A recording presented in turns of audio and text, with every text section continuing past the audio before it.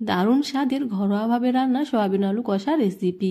ভিডিওটি ভালো লাগলে চ্যানেলটিকে সাবস্ক্রাইব করে পাশে থাকবেন। আপনারা দেখছেন সুস্বাদু রান্নাঘর। সুস্বাদু রান্নাঘরে আপনাদের সকলকে স্বাগত জানাই।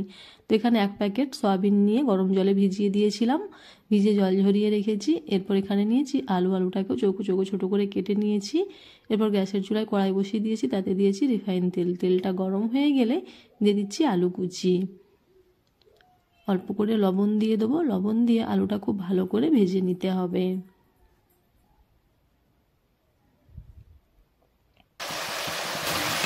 খুব ভালো করে আলুটা ভেজে নিচ্ছি।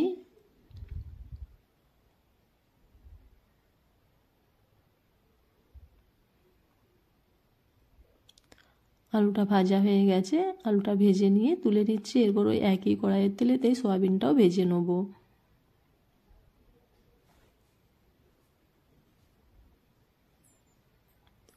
গরম জলে 10 মিনিট ভিজিয়ে রাখলেই সয়াবিনটা খুব ভালোভাবে ভিজে যায়। এরপরে জলটা নিগড়ে নিয়ে এভাবে খুব ভালো করে সয়াবিনটা ভেজে নিয়ে তুলে নিচ্ছি।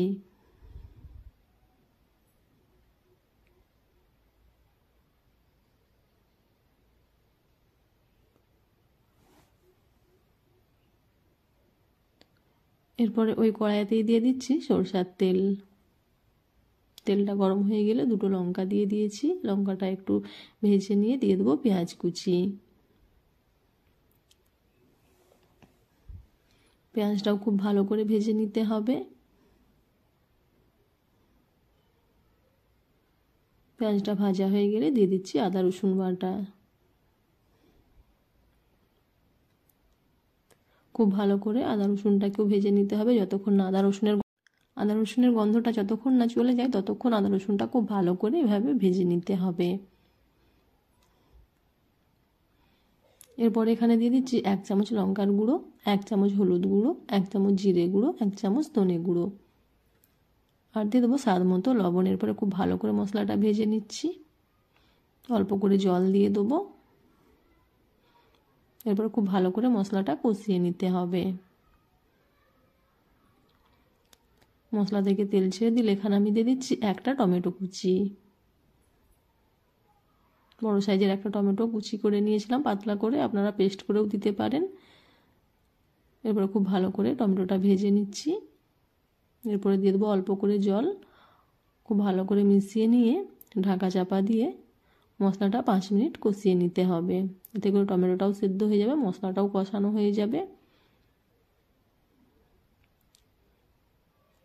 খুব ভালো করে মশলাটা টমেটোটা কষিয়ে নিয়ে ভেজে রাখা আলু আর সয়াবিনগুলো দিয়ে দিচ্ছি। এরপরে খুব ভালো করে এভাবে মিশিয়ে নেব।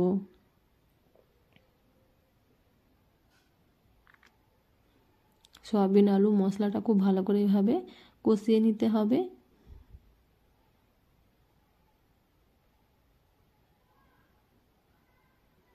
একদম ঘরোয়া উপকরণ দিয়ে ঘরোয়া রান্না। সবসময় যে তেল মশলা বেশি খেতে হবে বা এক্সপেন্সিভ কিছু করতে হবে তা নয়। আমরা সবসময় ঘরেতে রেগুলারই এরকম সবজি বানিয়ে এরকম রেসিপি বানিয়ে ভাত খেতে পারি। ভাত রুটির সাথে খুবই ভালো লাগবে। অবশ্যই বন্ধুরা এইভাবে ট্রাই করবেন। খুব ভালো করে কষানো হয়ে গেলে অল্প করে জল দিয়ে দেবো। অল্প করে জল দিয়ে খুব ভালো করে মিশিয়ে নিচ্ছি। ওপর দিয়ে দিয়ে দেবো গরম মশলা। 1 চামচের মতো গরম মশলা দিয়ে খুব ভালো করে মিশিয়ে নিয়ে 5 মিনিট ফুটিয়ে নিলেই আমাদের এই রেসিপি রেডি। ভিডিওটি ভালো লাগলে চ্যানেলটিকে সাবস্ক্রাইব করে পাশে থাকবেন, লাইক করবেন, কমেন্ট করে আপনার মতামতটা জানাবেন। দেখা হবে নেক্সট ভিডিওতে। ততক্ষণ সবাই সুস্থ থাকবেন, ভালো থাকবেন। Thank you for watching. Tata.